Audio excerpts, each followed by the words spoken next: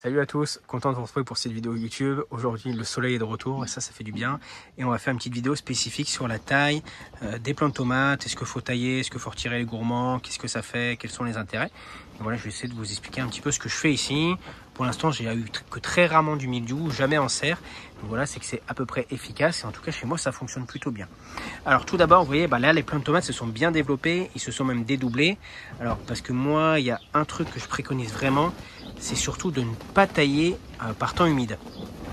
Alors là, on va avoir quelques jours de beau temps, donc je vais pouvoir en profiter pour tailler. Mais vous voyez, mes plants ils se sont bien développés, ils sont même un petit peu trop touffus parce que j'ai pas pu du tout tailler et j'ai pas taillé en fait quand c'était très humide. Et vu qu'on a eu un mois de mai plutôt pluvieux et assez humide, du coup j'ai pas fait de taille.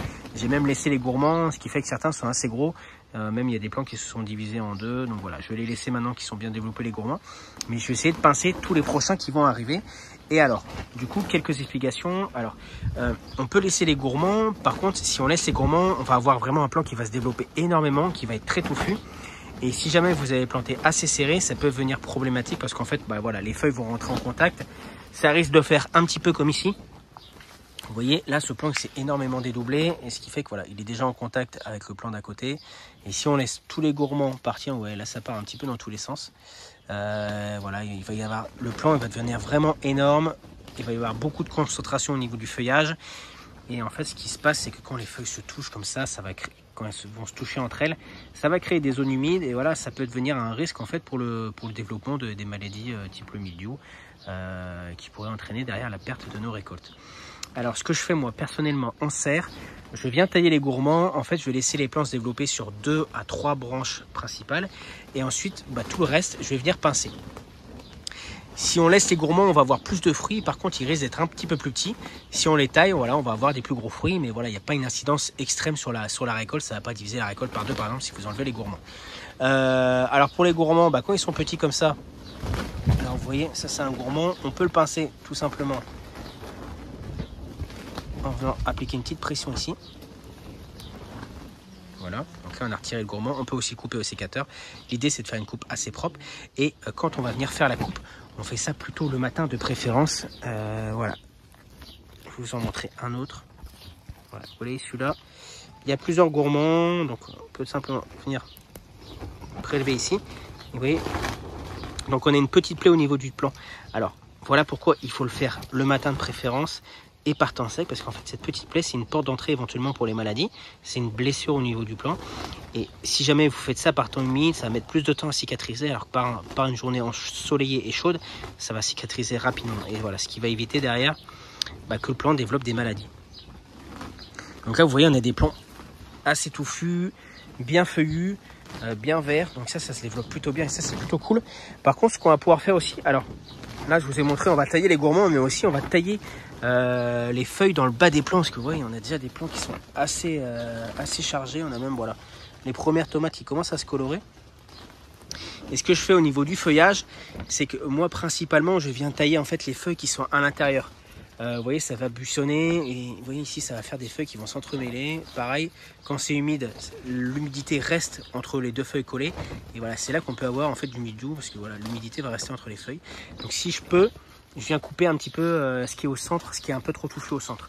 On va couper également, vous voyez, ce genre de feuilles qui va venir en fait en contact avec le sol qui peut être un petit peu humide le matin.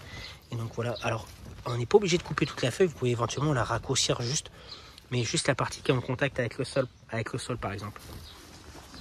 Donc ça c'est le genre de taille que je pratique en serre, parce qu'en serre voilà, ça va cicatriser assez rapidement, il y a une bonne ventilation. Alors ce qui est très important dans la serre, c'est de garder les portes ouvertes, ce qui permet de vous entendre un petit peu le vent, et d'avoir un courant d'air en permanence, ce qui fait que dès que c'est un petit peu humide ou dès qu'il y a un petit peu de rosée le matin, ça va ventiler assez rapidement, et va y avoir une bonne aération, et ça va se sécher un petit peu plus vite aussi.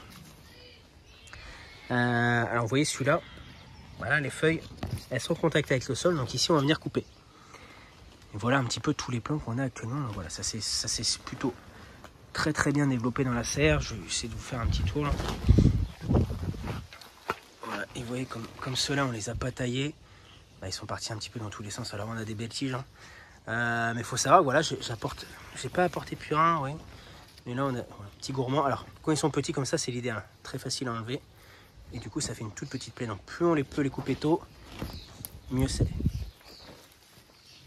Et voilà, sinon ça va très très vite. Et en fait, quand il fait beau, je le fais environ une fois par semaine, le retrait des gourmands. Et là, on a des tomates un petit peu partout, donc c'est cool. Ça, je pense qu'à partir de la mi-juin, on va pouvoir commencer à récolter en quantité. Ça, c'est plutôt agréable. Donc voilà la petite jungle ici. Et je vais vous montrer comment c'est dehors. Par contre, dehors, je fais différemment. Je vais pas tailler parce que voilà, on a un milieu qui est un petit peu plus à risque en extérieur. Et donc, j'ai espacé les plants un peu plus. Là, pour vous donner une idée, les plants sont espacés d'environ 50 cm entre chaque plantation dans la serre.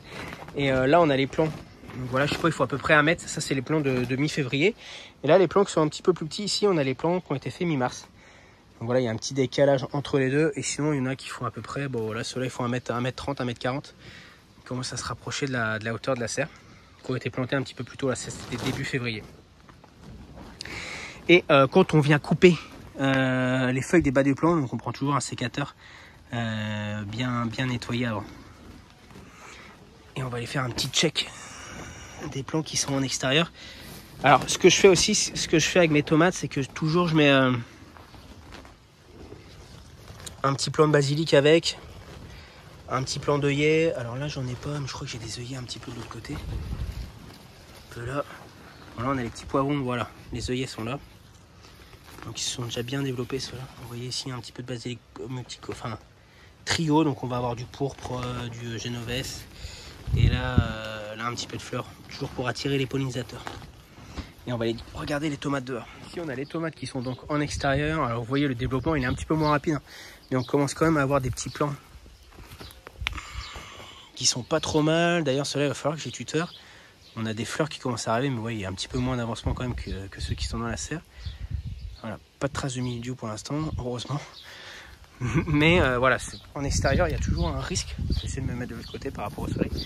Voilà. Donc par contre, les plants qui sont en extérieur, eux je les taille pas du tout. Donc ici je vais même laisser les gourmands parce que voilà, en extérieur on a toujours plus d'humidité. Je mets des plants de tomates cerises et vous voyez, je les ai quand même bien mieux espacés que ceux qui sont dans la serre. Donc là je suis sur du 70-80 cm entre chaque plant. On peut même éventuellement faire 1 mètre entre chaque pour vraiment il y a un bon écart. Et ici je ne taille donc ni les feuilles du bas ni les gourmands parce que voilà, en extérieur, pour l'avoir fait plusieurs fois, pincer les gourmands, couper un petit peu les feuilles, même celles du bas, j'ai toujours eu des attaques de mildiou assez rapidement derrière parce que ça met beaucoup plus de temps à cicatriser. Alors ce qui est vrai en Bretagne et pas forcément dans le sud de la France, si vous êtes dans une région très chaude et sec, vous pouvez éventuellement tailler vos tomates en extérieur, mais voilà, moi en Bretagne il vaut mieux éviter parce que ça va vraiment être un accélérateur de l'arrivée du mildiou. Donc voilà pour mon petit retour perso d'expérience. N'hésitez pas moi à me partager ce que vous faites sur vos plans, si ça fonctionne bien. En tout cas, malgré une météo pas terrible, on aura peut-être même des tomates en extérieur, peut-être en juillet. À voir, ça va vraiment dépendre des chaleurs et de la météo qu'on va avoir dans les semaines à venir. En tout cas, je vous souhaite à tous un excellent fin de week-end et on se retrouve très bientôt pour une prochaine vidéo au potager. Allez, ciao ciao!